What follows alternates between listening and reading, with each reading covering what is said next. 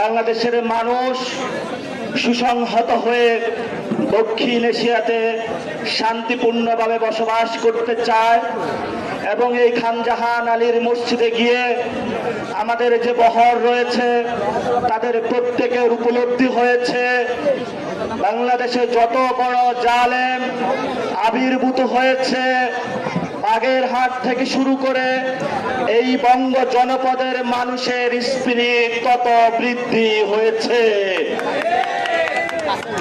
আমরা শান্তিপূর্ণভাবে বাংলাদেশে বসবাস করতে চাই। ৭১ সালে বাঙালিদের উপরে বৈষম্যের নির্যাতন চালানো হয়েছিল পাকিস্তানের হানাদার বাহিনী।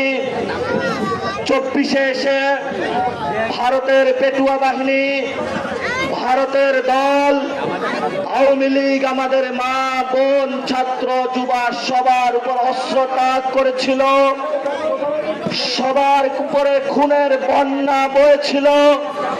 কিন্তু আপনারা সচক্ষে প্রত্যক্ষ করেছেন, যেটা আমরা প্রত্যক্ষ করেছি, একজন শহীদ হয়েছে, ৪০ জন রাস্তায় শহীদ হওয়ার জন্য দাঁড়িয়ে গিয়েছে। আমাদেরকে কেউ প্রতিহত করতে পারবে না বাংলাদেশে, কারণ আমাদের শিক্ষা, আমাদের সংস্কৃতি, আমাদের অর্থনীতি এমন জায়গা থেকে উৎপত্তি যেই জায়গায় হিন্দুত্ববাদীর সংস্কৃতির বিপরীতে নতুন একটি সভ্যতার সূতিকার আমরা দক্ষিণ এশিয়াতে বিনির্মাণ করতে চাই। যদি এটা করতে পারি, যদি আমরা মর্যাদার একটি বাংলাদেশ গড়তে পারি, তাহলে বাগেরহাটবাসী আপনাদের যে সন্তান শিক্ষা ব্যবস্থা থেকে বঞ্চিত হচ্ছে, স্বাস্থ্য ব্যবস্থা থেকে বঞ্চিত হচ্ছে, অর্থনৈতিক ব্যবস্থা থেকে বঞ্চিত হচ্ছে, সাংস্কৃতিক অগ্রাসনের করাল গাছে নিপতিত হচ্ছে, এই সকল বিষয়ের যে চ্যালেঞ্জ আমাদের সামনে রয়েছে তা আমরা মোকাবেলা করতে পারবো। প্রিয় বাগেরহাটের এই যে তরুণ যুবা যাত্রা আপনারা একত্রিত হয়েছেন, আপনার সন্তানকে সারাদিন পরিশ্রম করে কিছু টাকা ইনকাম করে ঢাকাতে আপনি পড়াশোনা করতে পাঠান।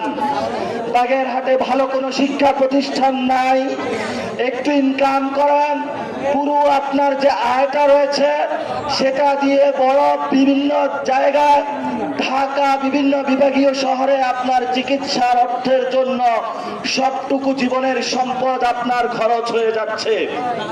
আপনার মেয়েকে স্কুলে পাঠাবেন, সেখানে স্কুলে মেয়েদের জন্য সুব্যবস্থা নাই। এই সকল সমস্যা সমাধানের জন্য ঢাকাতে কিছু প্রতিবাদী তরুণ সবার সামনে দাঁড়িয়েছিল, কিন্তু শেখ হাসিনা আপনারা ভিডিও পাবলিশ হয়েছে, তার বক্তব্য প্রকাশ হয়েছে যে এই তরুণদেরকে গুলি করতে হবে, এই তরুণরা আমার বিপরীতে দাঁড়িয়েছে। শেখ হাসিনা বলেছিল আমি শেখ ফ্যামিলির রাজনীতি চাই, শেখ হাসিনা বলেছিল যে আমার পরিবার ছাড়া বাহিনী কেউ রাজনীতি করতে পারবে না, কিন্তু আপনাদের মতো কিছু তরুণ দাঁড়িয়ে বলেছিল যে আমার আর শেখ হাসিনার মধ্যে কোনো পার্থক্য নাই রাজনীতির ক্ষেত্রে। তুমি যদি বাংলাদেশের নাগরিক হও, আমিও বাংলাদেশ নাগরিক, তুমি মুজিবের বেটি হইয়া পারিবারিক রাজনীতির কারণে আমার উপরে যদি অপশাসন চালাও, আমি তা মানবার পারবো না।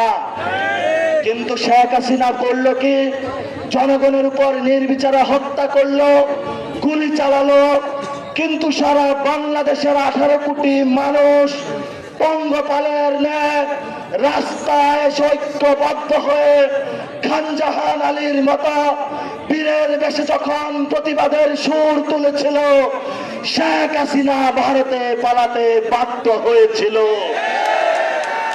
এরপরে একটি ইন্টারাইম গভর্নমেন্ট গঠন হয়েছিল।